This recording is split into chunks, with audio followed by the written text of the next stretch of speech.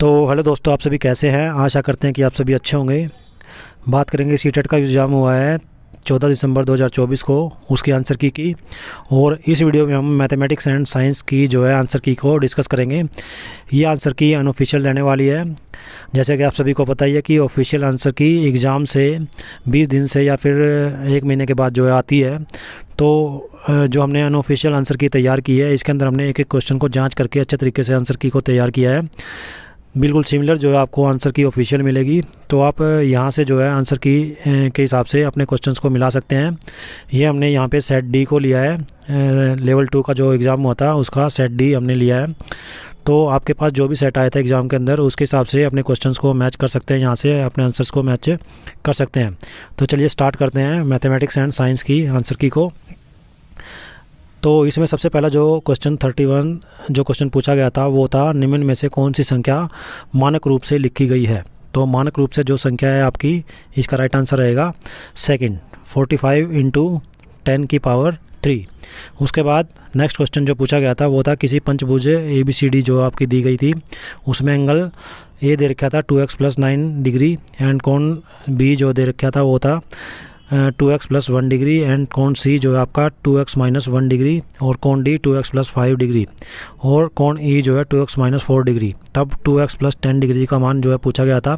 तो इसका right answer, वैसे आप सोल्यूशन करके देख सकते हैं। तो इसका राइट आंसर हम सिर्फ इसमें आंसर की को डिस्कस करेंगे, सोल्यूशन आप अपने आप करके देख सकते हैं। तो इसमें जो राइट आंसर रहेगा वो आपका रहेगा थर्ड, 116 डिग्री।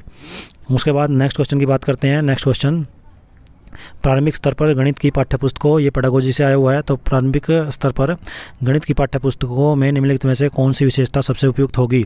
अवधारणाओं को ठोस रूप से मूर्त की और प्रस्तुत किया जाना। उसके बाद पुस्तक की भाषा में अत्यधिक सटीक और तकनीक होनी चाहिए।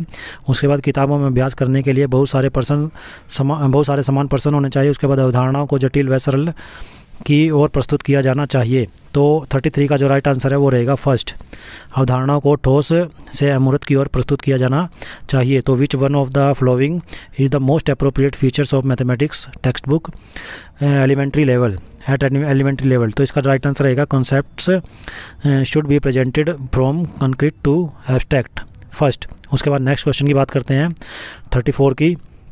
तो इसमें जो है रुपये 8,000 की एक राशि 7.5% वार्षिक दर से x वर्ष में साधारण ब्याज पर 9,500 हो जाती है। उस राशि का 20% वार्षिक से उतने ही समय में कितना मिश्र धन होगा। तो इसमें मिश्र धन जो है पूछा गया है, मिश्र धन का क्वेश्चन पूछा गया है। कंपाउंड का जो है कंपाउंड इंटरेस्ट का जो है क्वेश्चन है, यदि ब्याज वार्षिक संयोजित होता है। तो इसका जो राइट आंसर है हमारा फोर्थ रहेगा। सोल्यूशन आप अपने आप कर सकते हैं, क्योंकि इसमें हम सोल्यूशन नहीं करेंगे, जैसे कि मैंने बताया कि सिर्फ हम आंसर्स को डिस्कस करेंगे। तो इसका जो है फोर्थ जो है राइट आंसर रहेगा। बिल्कुल हमने सोल्यूशन करके ही यहाँ पे आंसर की बनाई है। तो आप अपने हिसाब से इसको सोल्यूशन करते रहें, हम आंसर्स आपको बता रहे हैं। 34 का रहेगा फोर्थ। उसके बाद, किसी तिर्यक द्वारा दो समांतर रेखाओं के प्रतिच्छेदन से बने दो संगत कोण 3x - 20 डिग्री और 5x - 60 डिग्री है, तब 4x + 30 डिग्री का मान कितना होगा। तो 35 का जो है राइट आंसर रहेगा वो रहेगा 110 डिग्री। उसके बाद नेक्स्ट क्वेश्चन, निम्नलिखित में से किसका उपयोग विद्यार्थियों में समस्या समाधान की योग्यता, मापन की योग्यता, प्रयोगात्मक योग्यता आदि का रिकॉर्ड रखने के लिए जो है किया जाता है। तो इसमें 36 का जो है राइट आंसर रहेगा वो रहेगा संचयी रिकॉर्ड, कम्युलेटिव रिकॉर्ड। उसके बाद नेक्स्ट क्वेश्चन, समलंब जो है ABCD दे रखी है आपको, और उसमें क्या है कि समांतर भुजाओं में AB और CD के बीच की दूरी 12 सेंटीमीटर है। यदि AB < CD और CD = 24 सेंटीमीटर तथा AD = BC = 30 सेंटीमीटर, तो इस समलंब का क्षेत्रफल वर्ग सेंटीमीटर में कितना होगा। तो यहाँ पे हमारा 37 का जो राइट आंसर रहेगा वो रहेगा फर्स्ट, 228 आपका जो है वर्ग सेंटीमीटर आएगा। उसके बाद नेक्स्ट क्वेश्चन, सोल्यूशन आप अपने आप करते रहें। तो इसमें सिर्फ हम जैसे मैंने बताया कि आंसर्स को ही डिस्कस करेंगे। निम्न आंकड़े एक खिलाड़ी द्वारा उसके द्वारा खेले गए पिछले 11 मैचों में लिए गए विकेटों की संख्याएं दर्शाते हैं। तो जो विकेट हैं वो आपकी 1, 0, 2, 4, 0, 3, 1, 1, 2, 4, 1 इस तरीके से दे रखी है। इन आंकड़ों के माध्य और बहुलक का अंतर आपको बताना था, जैसा कि इसमें पूछा गया पेपर के अंदर। तो इसका जो राइट आंसर रहेगा वो रहेगा थर्ड। और ये हमारा सेट डी है, आप अपने हिसाब से जो है क्वेश्चंस को मिला सकते हैं। आपके सेट के अंदर क्या है कि जो अलग सेट है तो उसके अंदर ऊपर नीचे जो क्वेश्चन दिए मिलेंगे, क्वेश्चन सेम ही है जैसे कि आपको पता ही है। तो अपने हिसाब से आप क्वेश्चंस को मिलाते चलें, अपने आंसर्स को मिलाते चलें। 38 का जो है आपका थर्ड रहेगा। उसके बाद नेक्स्ट क्वेश्चन 39, एक 9 अंकीय संख्या है जिसमें 565 x 9274 y दे रखा है। इसमें x और y की वैल्यू आपसे पूछी गई थी, तो यहाँ पे संख्या 88 से जो है विभाज्य है, तब 2x + 3y का मान जो है पूछा गया था। तो पहले आपको संख्या जो है निकालनी है, उस संख्या निकालने के बाद आपको x और y की वैल्यू इस समीकरण में रखनी है, इस इक्वेशन में रखनी है, और 2x + y की वैल्यू आपको फाइंड करनी थी। तो इसमें आपका राइट आंसर रहेगा 26। उसके बाद नेक्स्ट, बहुत से व्यवसाय जैसे कि लेखा शास्त्र, हिसाब किताब, बैंकिंग, दुकानदारी, सिलाई का काम इत्यादि में प्रत्यक्ष या परोक्ष रूप से गणित की आवश्यकता होती है। यह गणित खालिस्तान के मूल्य को की व्याख्या करता है। तो 40 का जो है राइट आंसर आपका 4 रहेगा, उपयोगितावादी, यूटिलिटेरियन। उसके बाद नेक्स्ट क्वेश्चन, रेखा ए बी दे रखी है। तो रेखा ए बी पर स्थित ओ एक बिंदु है। ए बी के एक ही और दो किरणें ओ सी और ओ डी इस प्रकार खींची गई है कि ओ सी क्या है कि आपकी समकोण है ओडी के, और एंगल जो है ए ओ सी = x है और angle B O D = 3x है। तब कौन एंगल जो है बी ओ डी किसके बराबर होगा? तो 41 का जो राइट आंसर है आपका फर्स्ट आएगा, 67.5 डिग्री। उसके बाद नेक्स्ट क्वेश्चन 42, उच्च प्राथमिक स्तर पर पूर्णांकों को जोड़ पढ़ाने के लिए निम्नलिखित में से क्या सबसे कम लाभदायक होगा? तो सबसे कम लाभदायक इसमें पूछा गया है। सबसे कम लाभदायक के अंदर आपका थर्ड जो है इसका राइट आंसर आएगा, लिफ्ट का उपयोग, यानी कि चार्ट पेपर का उपयोग सही रहेगा, सीढ़ियों का उपयोग, संख्या रेखा का उपयोग, लेकिन लिफ्ट का उपयोग इसमें क्या है कि कम उपयोगी होगा। उसके बाद नेक्स्ट क्वेश्चन की बात करते हैं। तो इसमें क्या है कि यदि x = k जो एक समीकरण है, तो समीकरण में क्या दिया गया है, यदि x = k है और समीकरण जो दे रखा है वो x - 4 / 7 - 1 = 5 - x / 3 + x का जो है हल है। तो 11k + 18 / 11 k - 12 का क्या मान होगा? तो इसमें 43 का जो राइट आंसर है आपका वो रहेगा 4, 5/8। उसके बाद next question, Meenu wrote some numbers on the blackboard and arrange them in ascending order, 2 < 7 < 9 < 12, she then multiplied each number by -1/2। So इसमें आपको पहचानना है कि मीनू ने साम पट पर कुछ संख्याएं लिखकर उनको बढ़ते क्रम में व्यवस्थित करके इस प्रकार लिखा, 2 < 7 < 9 < 12। उसने प्रत्येक संख्या को -1/2 से क्या है कि गुणा कर दिया। उपयुक्त परिस्थिति में निम्नलिखित में कथनों में से सही का कथन को आपको पहचानना है। तो आरोही क्रम में पदों की संख्या बदली जाएगी। उसके बाद संख्याओं का आरोही क्रम अभी भी यही रहेगा। उसके बाद संख्याओं का माध्य समान रहेगा। उसके बाद आरोही क्रम बदल कर क्या है कि अवरोही क्रम हो जाएगा। तो इसका जो राइट आंसर है 44 का वो रहेगा आपका 4, कि आरोही क्रम बदलकर अवरोही क्रम हो जाएगा। उसके बाद नेक्स्ट क्वेश्चन की बात करते हैं। तो नेक्स्ट क्वेश्चन के अंदर क्या है कि निम्नलिखित में से क्या गणित में आंके जाने वाली विद्यार्थियों को सबसे महत्वपूर्ण अक्षमताओं को निरूपित करता है? तो ये पेडागोजी से है। तो इसमें संबंधों को समझने के लिए अमूर्तता का उपयोग करने की अक्षमता, उसके बाद पाठ्यपुस्तक में दिए गए सभी सूत्रों को याद करने की क्षमता, उसके बाद दैनिक जीवन की परिस्थितियों से संबंधित समस्याओं को हल करने के लिए गणितीय उदाहरणों का उपयोग करना, उसके बाद गणित में पूरे अंक प्राप्त करने की क्षमता। तो इसका जो 45 का जो राइट आंसर है वो हमारा रहेगा थर्ड, ए और डी इसके जो है राइट आंसर आएगा। ये इसके अंदर नहीं आएंगे। तो ए और डी जो है इसका राइट आंसर रहेगा, जिसमें संबंधों को समझने के लिए अमूर्तता का उपयोग करने की क्षमता और गणित में पूरे अंक प्राप्त करने की क्षमता। उसके बाद किसी वस्तु का क्रय मूल्य जो है 750 रुपये है, इसके अंकित मूल्य पर 24% की छूट देकर 608 में बेचा जाता है। यदि इस वस्तु को इसके अंकित मूल्य पर बेचा जाता तो कितना लाभ प्रतिशत प्राप्त होता? तो 46 का जो है राइट आंसर हमारा फर्स्ट रहेगा। 6 जो है आपका 6 सही 2/3%। तो ये हमारा रहेगा, मतलब ये आप कह सकते हैं कि 6 18 और 2 20/3%। उसके बाद नेक्स्ट क्वेश्चन की बात करते हैं। तो नेक्स्ट क्वेश्चन में दिया गया था वैल्यू, आपका इक्वेशन को सोल्व करना था आपको इसको। तो इसमें जो है इसका राइट आंसर 47 का आपका रहेगा थर्ड, 23.5728 ये आपका राइट आंसर रहेगा। उसके बाद संख्या 12, 13, 14, 70, 71 कार्डों को लिखकर एक डिब्बे में रख दी जाती है। एक कार्ड पर एक संख्या तथा फिर इस डिब्बे में बिना अंदर देखे एक कार्ड निकाला जाता है। इसकी क्या प्रायिकता होगी कि निकाले गए कार्ड में ऐसी संख्या है जो अभाज्य नहीं है। तो 48 का जो है राइट आंसर आपका थर्ड आएगा। 15/59। उसके बाद निम्नलिखित में से कौन सी, ये सॉल्यूशन आप अपने आप करते रहे, सिर्फ हम इसमें आंसर्स ही आपको बताएंगे। उसके बाद जो आपके आंसर्स है वो आपको मैच अपने आप सॉल्यूशन करके ही करने हैं, मतलब यहाँ से आप मैच करें उसके बाद सॉल्यूशन निकालें। तो उसके बाद निम्नलिखित में से कौन सी गणित शिक्षण की एक शिक्षक केंद्रित विधि है। तो 49 का जो है राइट आंसर आपका थर्ड रहेगा। यहाँ पे ये आपका पेडागोजी से है तो व्याख्यान विधि आएगा, लेक्चर मेथड आएगा। उसके बाद नेक्स्ट क्वेश्चन, त्रिज्या 25 सेंटीमीटर वाले एक पहिए द्वारा 350 चक्कर लगाने के में तय की गई दूरी मोटरों में है। तो पाई इक्वल टू 22/7 आपको लेना है। तो इसमें 50 का जो राइट आंसर आपका 550 आएगा, 550। उसके बाद नेक्स्ट क्वेश्चन 550। उसके बाद नेक्स्ट क्वेश्चन की बात करते हैं। तो नेक्स्ट क्वेश्चन में एक इक्वेशन आपको दे रखी है, उसके आपने गुणनखंड करने हैं। तो गुणनखंड के अंदर निम्नलिखित गुणनखंड में से एक गुणनखंड आपको पहचानना है कि कौन सा होगा। तो 51 का जो राइट आंसर है आपका थर्ड आएगा, 2q - 3r। उसके बाद नेक्स्ट क्वेश्चन, आकलन के लिए निम्नलिखित में से कौन सा कथन सही है। ये आपका पेडागोजी से आया हुआ है। तो आकलन के लिए जो है आपका क्वेश्चन नंबर ये आपका था 52। तो 52 का जो राइट आंसर आपका सेकंड आएगा।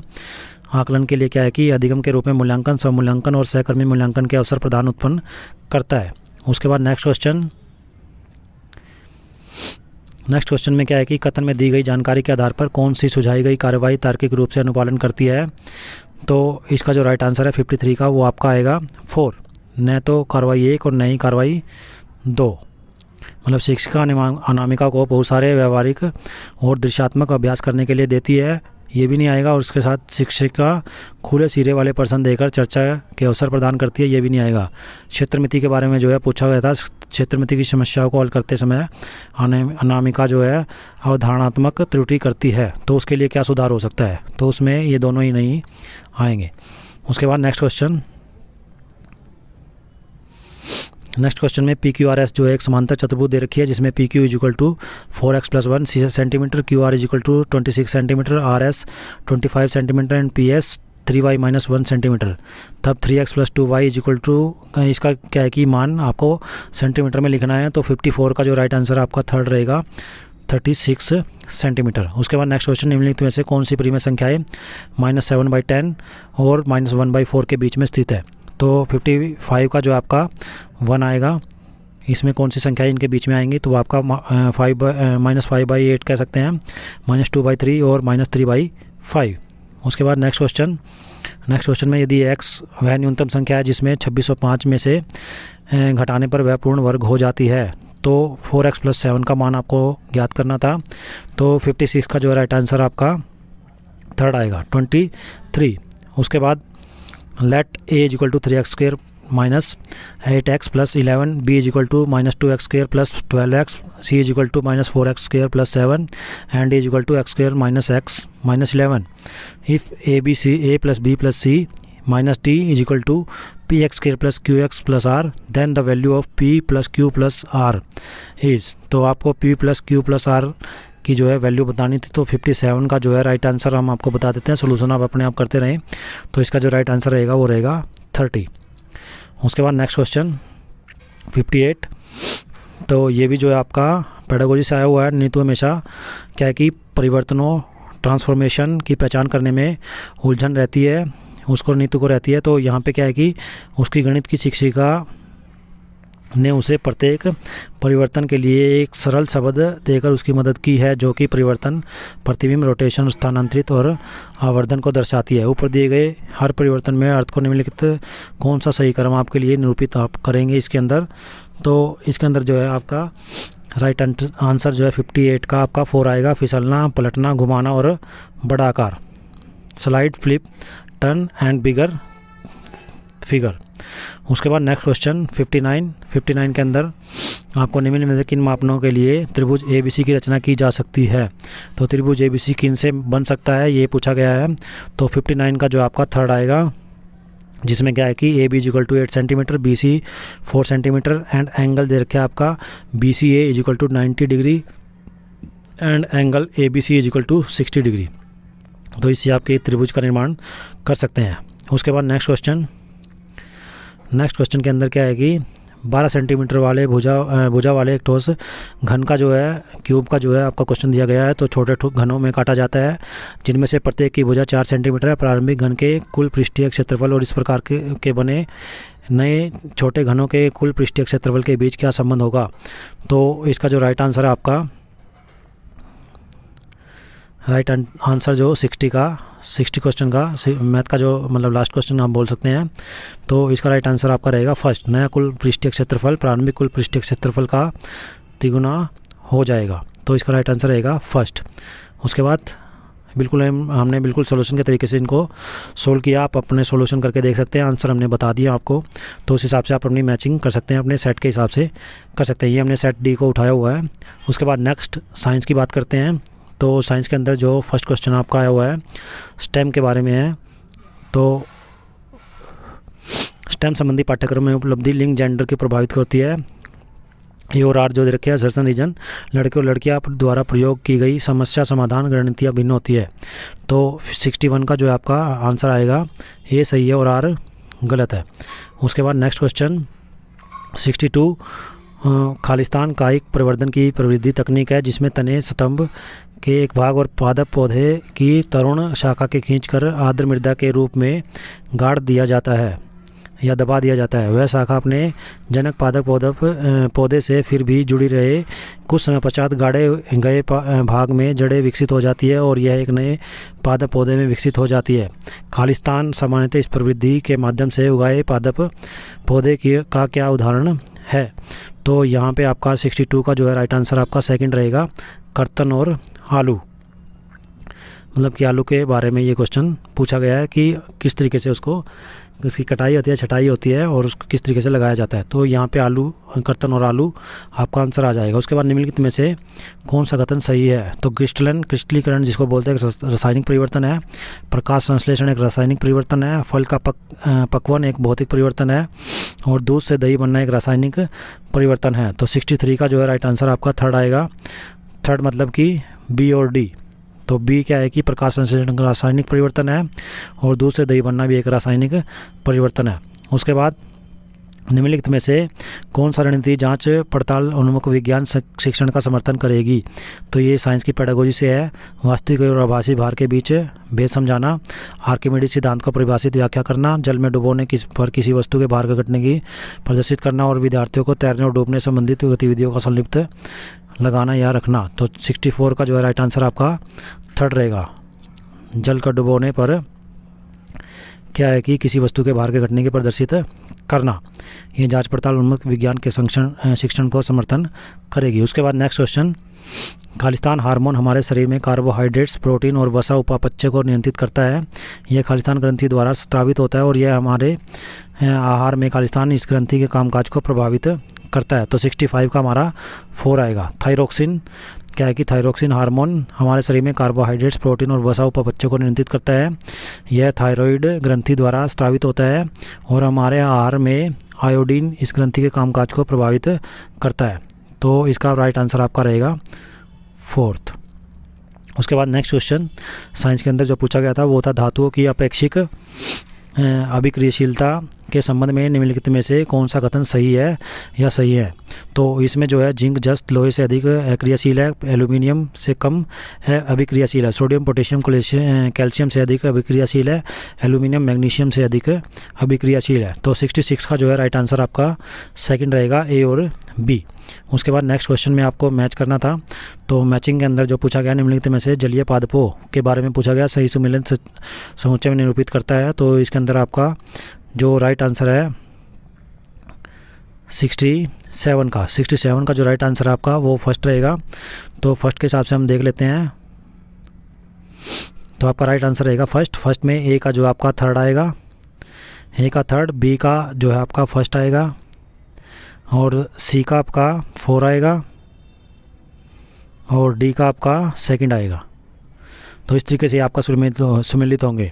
तो वृत्त वृत्तीय जो पर्ण है वो आपका किसको दिखाता है, उत्प्लावकता को दिखाता है, और उसके बाद उत्प्लावकता प्रदान होती है। उसके बाद मोमी आवरण अक्षय की से सुरक्षित होती है। उसके बाद तनों स्तंभों में वृत्त सुरंगें और छिद्र होते हैं, जिसमें क्या है कि तीरता तैरते रहने में सहायता होती है। और फीते रिबन जैसे पर्ण जल धाराओं के प्रतिरोध देता है या फिर प्रस्तुत होता है। तो फर्स्ट आपका आंसर आएगा इसमें। उसके बाद धातुओं की अपेक्षिक अभिक्रियाशीलता के संबंध में निम्नलिखित में से कौन सा कथन सही है। तो इसमें जो है आपका राइट आंसर 66 का आपका सेकंड जो है राइट आंसर आएगा, जिसमें ए और बी सही है। मतलब कि जिंक लोहा जस्त बोलते हैं जिसको, लोहे से अधिक अभिक्रियाशील है परंतु एल्यूमिनियम से कम अभिक्रियाशील है। और साथ में सोडियम पोटेशियम और कैल्शियम से अधिक अभिक्रियाशील है। तो इसका जो राइट आंसर आपका ए और बी 66 का सेकंड। उसके बाद नेक्स्ट क्वेश्चन में आपको मिलान करना है। ये तो हम कर ही चुके। उसके बाद 68 की बात करते हैं। 68 के अंदर क्या है कि आपका 68 में पूछा गया कक्षा 7 में निम्नलिखित गतिविधि की गई। विद्यार्थियों को 4 लोह दंड दिए गए, जिनमें से 2 दंड चुंबक हैं। उन्हें दंड चुंबक की पहचान करने के लिए कहा गया। इस गतिविधि के माध्यम से निम्नलिखित में से कौन से प्रक्रिया घोंसलों को प्रोत्साहित किया जा सकता है। तो 68 का जो है आपका आंसर आएगा थर्ड, प्रेक्षण, अवलोकन, वर्गीकरण, निष्कर्ष निकालना। उसके बाद नेक्स्ट क्वेश्चन 69, निम्नलिखित में से कौन सा विज्ञान में खुली पुस्तक आकलन का उद्देश्य नहीं होना चाहिए। तो 69 का जो राइट आंसर है हमारा वो रहेगा अधिगम में अवधारणा। पहला जो है आपका ऑप्शन पढ़ लेते हैं। खुली पुस्तक आकलन का उद्देश्य नहीं होना चाहिए। तो पुस्तक के अन्वेषण के अवसर प्रदान करना, अधिगमकर्ता में आकलन के भय को कम करना, अधिगमकर्ताओं की अवधारणाओं को समझ को मापना और परीक्षाओं से अधिक अंक लाना।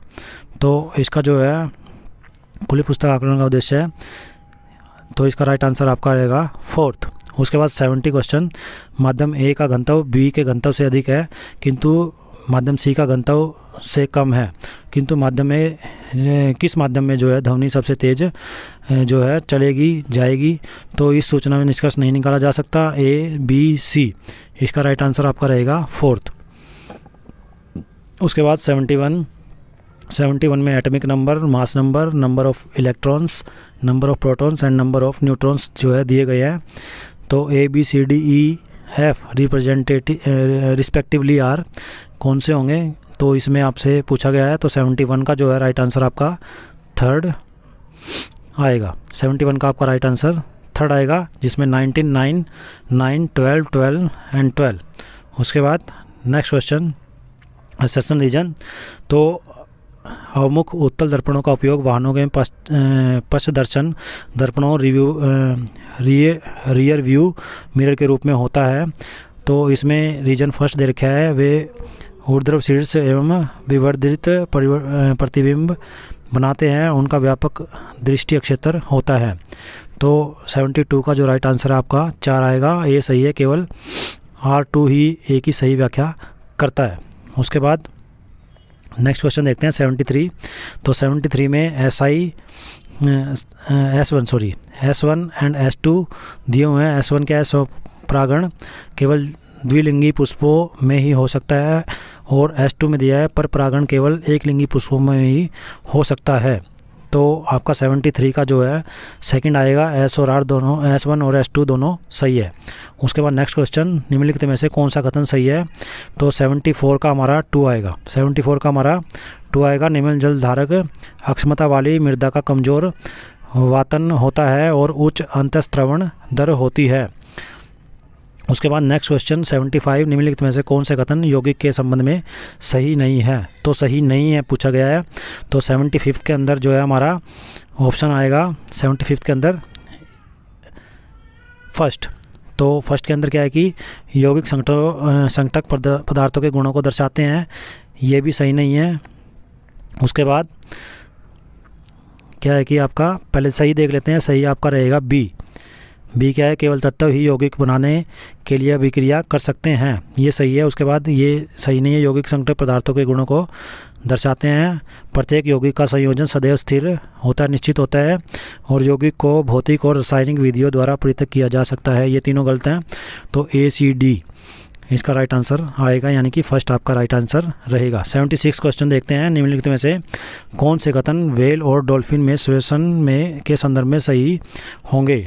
तो व्हेल और डॉल्फिन के बारे में जो है पूछा गया है, तो व्हेल और डॉल्फिन के बारे में 76 क्वेश्चन जो है उसमें क्या दिया गया है? तो 76 क्वेश्चन का जो है राइट आंसर आपका थर्ड रहेगा, थर्ड।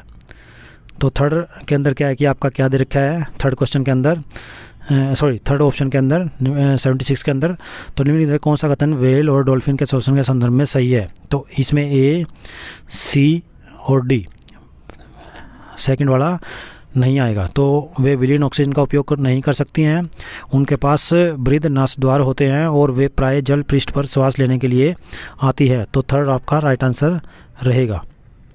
उसके बाद नेक्स्ट क्वेश्चन के अंदर देखते हैं क्या दिया हुआ है। तो नेक्स्ट क्वेश्चन, विज्ञान में कला एकीकृत अधिगम का बढ़ावा देने की संभावना क्या है कि निम्न 77 क्वेश्चन आपका है ये, निम्न में से किस में सबसे अधिक होती है?